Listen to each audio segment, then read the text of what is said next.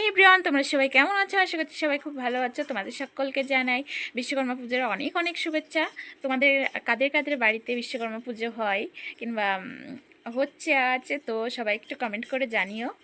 তো এখন আমি বড় মেয়েকে উঠিয়ে রেডি করব। ঘুমিয়েই আছে, আমি সমস্ত কাজ করে স্নান করে রেডি হয়ে গেছি। তো এখন যাব, ওকে রেডি করে নিয়ে যাব।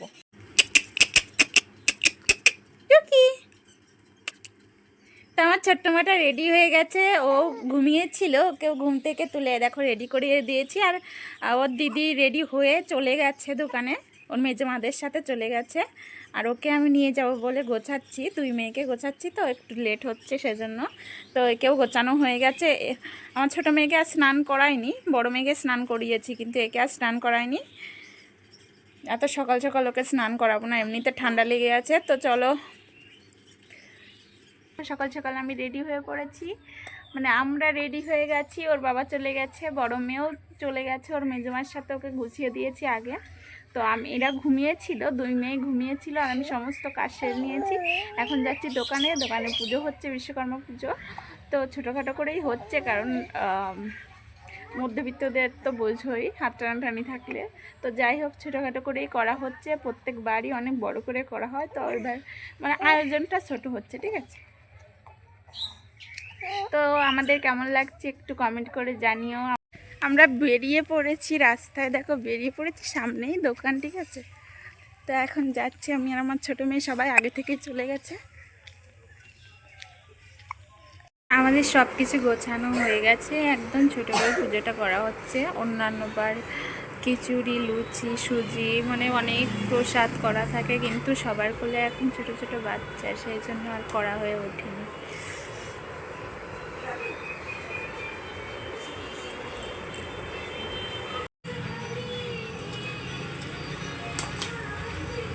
কোথায় যাবি?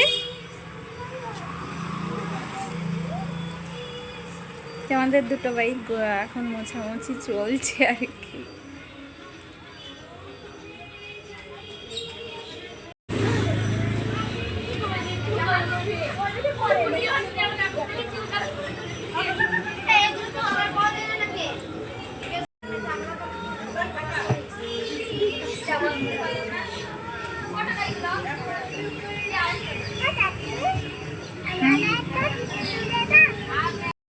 আজকে সকালের মেনুতে দাঁড়া দেখাচ্ছি, লাল লাল চিকেন কষা আর শুধু ভাত, কারণ আজকে পুজো, বিশ্বকর্মা পুজো।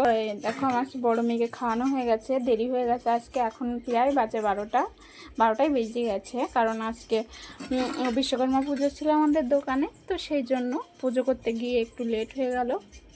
তো রান্না হয়ে গেছে, এখন আমি খাবো, দুই মেয়েকে খাওয়ানো হয়ে গেছে, ছোটো মেয়ে ঘুমিয়ে, আমি এখন খেতে বসে পড়েছি। দেখো ভাত নিয়ে এইমাত্র বসেছি, এখনও দুধ জ্বালানো হয়নি, দুধ জ্বালাবো।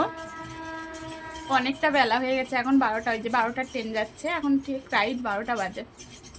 মেয়েকে খাইয়েছি, এখন আমি খেতে বসেছি। আমার বর এখনও আসেনি, বললো যে দুপুরবেলা একবারে যাব, এখন আর যাবো না বাড়িতে। তো এখন খেয়ে তারপরে আবার তোমাদের সাথে কথা বলছি, পারবো কিনা কথা বলতে জানি না। তো খেয়ে নিয়ে আগে, কষ্ট হয়ে গেছে আমার।